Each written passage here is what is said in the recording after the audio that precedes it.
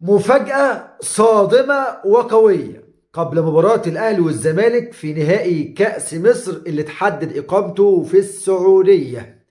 بيان اتحاد الكرة بيغضب الكابتن محمود الخطيب، ورد فعل جماهير الكرة المصرية الغاضب، وأوامر تركي آل الشيخ مجابة. إيه اللي بيحصل؟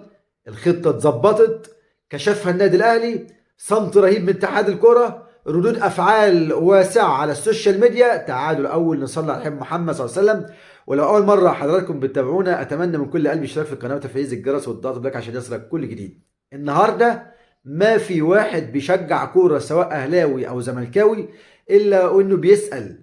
عندنا أكتر من 100 استاد دولي في القاهرة كلية حربية، برج العرب، اتحاد سكندري، العاصمة الجديدة بقى، والكلام ده كله. ومع ذلك لماذا الذهاب إلى السعودية؟ سؤال الجمهور بيسأله. بيان اتحاد الكرة اللي أغضب الكابتن محمود الخطيب الذي ينتمي دائما وأبدا إلى الجمهور ويحترم رأي الجمهور ويقدر غضب الجمهور. بيان اتحاد الكرة بيقول فيما معناه: من إمتى وإحنا بنسمع على الجمهور؟ دي أغضبت الكابتن محمود الخطيب لأنه أحد اللعيبة اللي جاية من وسط الجمهور، ودي حقيقة. من امتى واحنا بنسمع للجمهور؟ يعني ايه؟ يعني الموسم الرياضي الترفيهي في السعودية، موسم الرياض هو اللي بيرعى مباراة نهائي كأس مصر، وموسم الرياض الترفيهي هو اللي يعني بيديره المستشار تركي آل الشيخ، يعني اللي على خلاف معروف مع النادي الأهلي والكل عارف كده.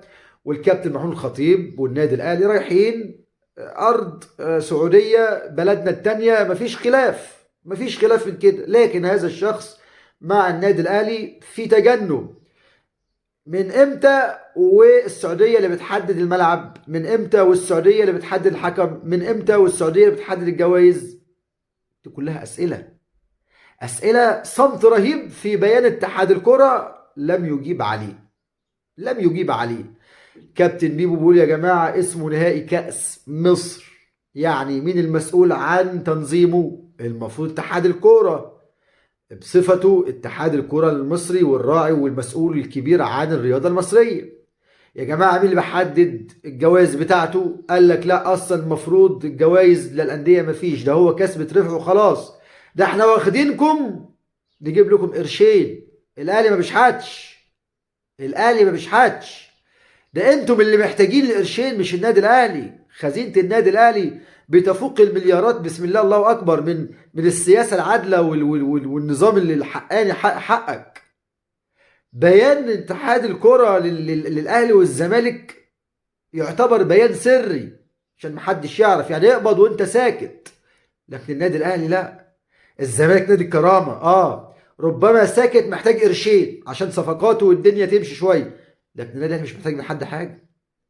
النادي الاهلي دائما وابدا جمهوره رقم واحد، بيرعى يعني بيرعى مصالح جمهوره رعايه كامله، يوفر له اقرب المسافات في المباريات، بيجيب له باصات بيعمل له كل حاجه حلوه.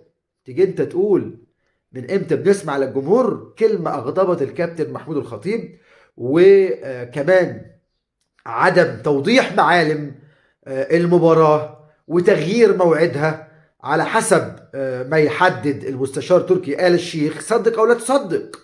يعني المستشار تركي آل الشيخ بيتحكم في تحديد موعد المباراة علشان ما يطبقش نفس مواعيد الدوري السعودي والمتعة اللي بيقدموها بقى والنجومية اللي جايبينها في السعودية. يعني هم اولا ثم احنا بعد كده. ايه الوضع اللي احنا فيه ده؟ يعني يرضي مين ده؟ يعني هو هيفضل كابتن محمود الخطيب لوحده يعني يحارب الفساد ده؟ هو الكابتن محمود الخطيب لوحده هيفضل يعني يخلص على كل ما هو فاسد بيضر الرياضه المصريه لوحده؟ لا، ايد لوحدها ما بتسقفش. لازم يكون في تعاون مشترك بين الاهلي والزمالك، ويقولوا لا النهائي يكون في مصر استاد العاصمه. لكن فات الاوان ونجحت خطه المستشار تركي آل الشيخ باختيار الحكم الكارثي حكم كارثي هيحكم المباراه، ويقال انه حكم يوناني كمان لحد دلوقتي. والملعب اللي هيحدده تركي آل الشيخ، والجوائز اللي هي بيقولوا عليها منحه، يعني تخيل منحه، هم المستفيدين الاكبر، بيشهروا ب يعني الرياضه بتاعتهم على حساب الاهلي والزمالك، اللي العالم كله بيعرف قيمه الاهلي والزمالك. على كل حال، نحن دائما وابدا مع الجمهور، وغاضبين مما يفعله اتحاد الكره المصري في نهائي كاس مصر. يا رب القادم يكون افضل، يا رب يكون النهائي اهلاوي، يا رب تكون اخر مباريات في السعوديه، علشان نرجع هيبه مصر مرة تانية في الرياضة المصرية. بشكركم جدا، وانتظرونا دائما وابدا على ملعب كباتن دون في رعاية الله، والسلام عليكم ورحمة الله وبركاته.